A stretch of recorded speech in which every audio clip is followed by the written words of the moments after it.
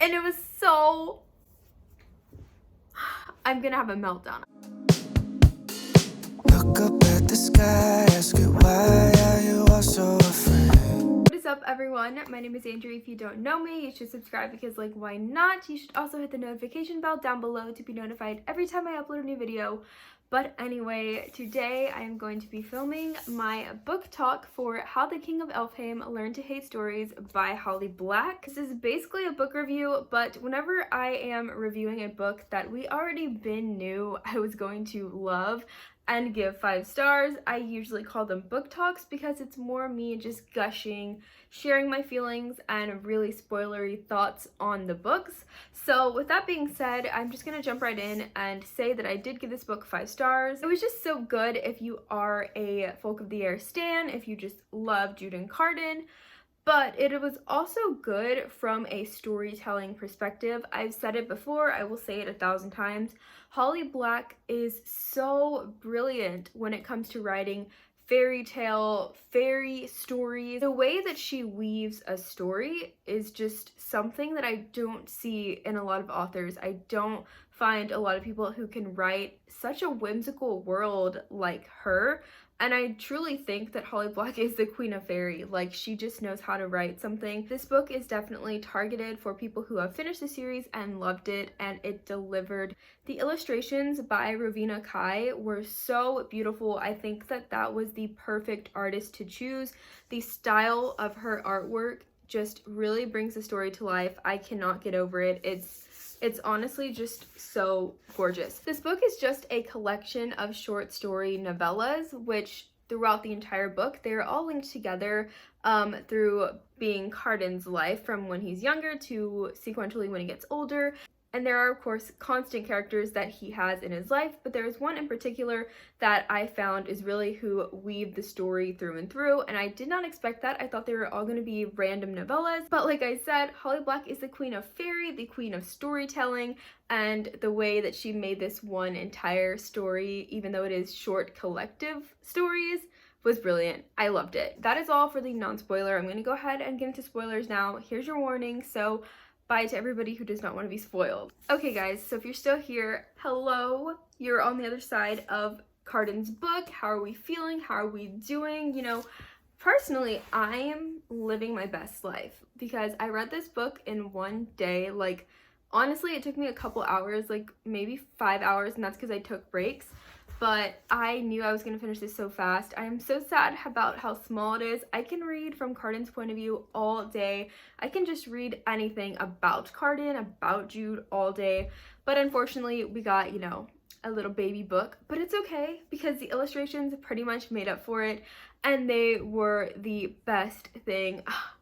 I just love Holly Black's writing. It's so good, and I think that the illustrations brought it to life so well, and I wish that everything, I want the entire Cruel Prince series to be illustrated by Ravina Kai. I loved it so much. Having the illustrations gave it that extra, like, I don't even know, that we needed. Like, it just brought everything together. If you watched my video where I thought of, like, theories for this book, I was mostly wrong because, first of all, I thought this was Grimamog. This is not Grimamog, this is Aslog, and I was like, oh, like, why are all of these names like that? But I was like, you know what, whatever. I still really loved it. I love that Aslog was a new element to the story that weaved through the entire book. That was so interesting. I did not think that we were gonna have that. I thought it was gonna be random little stories about Cardin throughout his life and from just like chapters of The Cruel Prince and The Wicked King retold, but it wasn't. And surprisingly, I'm okay with that because I just love Holly Black. I trust her, and she did so well, even though it wasn't exactly what I expected. And I know from some of my friends, some people I've seen on like book Twitter, it's not what a lot of people expected, but personally, I'm really happy about it. I am not disappointed at all. Anytime I hear or read about Cardin when he was a child and just remember how neglected he was and how he had no love in his life, I get so sad, and that's one of the reasons why I love Cardin. Like, I think he is actually a deep character because for most of his life he was this fake version of himself, and I don't think if he would have been nurtured with love growing up, I think he could have been a lot different. And the fact that he was made to be somebody he didn't want to be, but he felt like he had to impress people and to have a rightful place to live with his family, with his own family, I don't know. He's just so complex. Like, I don't know. I really enjoyed seeing the slow progress of Cardin's disinterest in all of the political, all of the court stuff. Like, he just slowly was like, you know, I really don't care about any of this. I don't care who's gonna be king because it's never gonna be me. I don't care that people want to like Nicasia to get in with the Undersea. I'm just gonna do me. I'm just gonna cause all the mess I can, be rude to everyone, and be liked, drink my wine, and that's all I'm gonna do. And I was like, you know, what else is he gonna do? Like, Cardin, me too. Like, I wish I could do that. And if I was you, I would do the exact same thing. But anyway, I did not like that we just had so much Nicasia. I was like, listen, you can go. Like, you can go back in the water and go swim. We don't need you here. But it was also really interesting. Again, like, I don't even care what it is I'm reading. Holly Black holds my interest no matter what she's writing, especially if especially if it's from his point of view.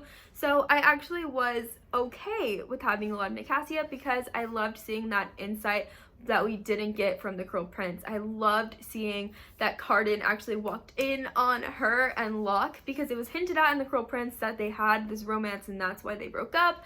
But I did not expect that we would get to see that, and it was just great. Honestly, love that for me. And so I liked that we got to see that fallout, and then we got to see Cardin falling for Jude. That was one of my favorite things. Every time he mentioned Jude, it was just like, I hate this girl. Like, I hate her. She's disgusting. Like, literally, I'm disgusted in myself for looking at her. And I was just like, Cardin, yeah, you're just disgusted, right? And then by the end, they're like sleeping together in Oak's room, in Oak's bed, and they're just king and queen, happily married. And it was so... I'm gonna have a meltdown. I literally wanted to cry whenever they were just living in general, living alive in general. But in the mortal world with Jude's family, I just... The fact that we never saw Taryn was surprising to me. Like, where was she? I don't know. I don't even think she was mentioned at all in this book. We heard about Heather and Vivi, but no Taryn. I really don't remember anything about Taryn. Actually, she might have been in Elfhame the whole time. I don't know, but you'd think that Jude would see Taryn, considering that Taryn was pregnant. So, I kind of think, conspiracy theory, that Holly Black is planning something, has something up her sleeve, because where's Taryn?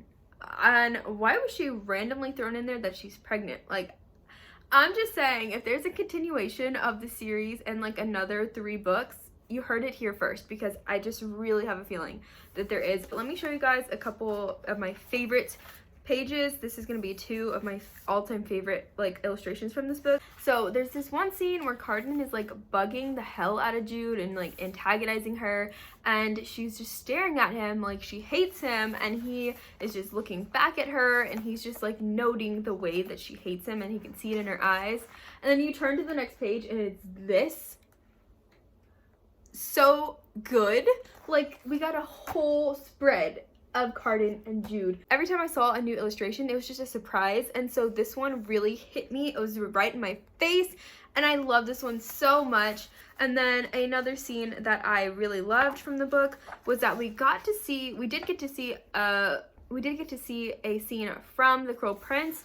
And this is exactly how I pictured it. It's when Jude and Nicasia, Valerian, and Locke are pretty much bullying Taryn and Jude and threw them in the river with all the little creatures to come and eat them. And this is the back of Jude's head staring at Cardin, and I just pictured it exactly like this. This is exactly how I pictured that scene. The swamp, Jude staring at him, them laughing at her. It captured it. This illustration captured everything so well, and I was blown away. The last quotes, the final page of the book. Okay, wait, the fact that Cardin was like, I wanted to be the hero, I didn't like it. I'm like, all heroes ever, they probably are the same way. They're like, you know, I wanted to be the hero, but it sucks. And I just love that Cardin had, you know, the guts to admit it, and he's just so blunt. Like, yeah, I wanted to be the hero for once, but it freaking sucked, and I hate it. 10 out of 10. Don't recommend. I probably won't do it again. But I like that the story went there. It was so great. And so then Jude is just like, can you not, like, play the hero? Like, please don't, sweetie. You're gonna hurt yourself. And she's like, the next time you want to make a point, I beg you not to make it so dramatically. And then Cardin's like, so long as you're begging. King. A king. A king. Iconic. Iconicism at its finest. Never been done before. Never will see it again. So good. That's it for this video. I really just loved everything. Also, I'm one of those people who reads the acknowledgements, and Holy Black didn't acknowledge her readers at all, and I'm just like, I mean, we help you a lot. We promote the series a lot, and you couldn't even say thank you to my readers, but hey, I'm still gonna buy everything that she writes, so doesn't matter to me, doesn't matter to her. So on that note, I'm really done with this video. 5 out of 5 stars, brilliance, excellence, iconicism, love it.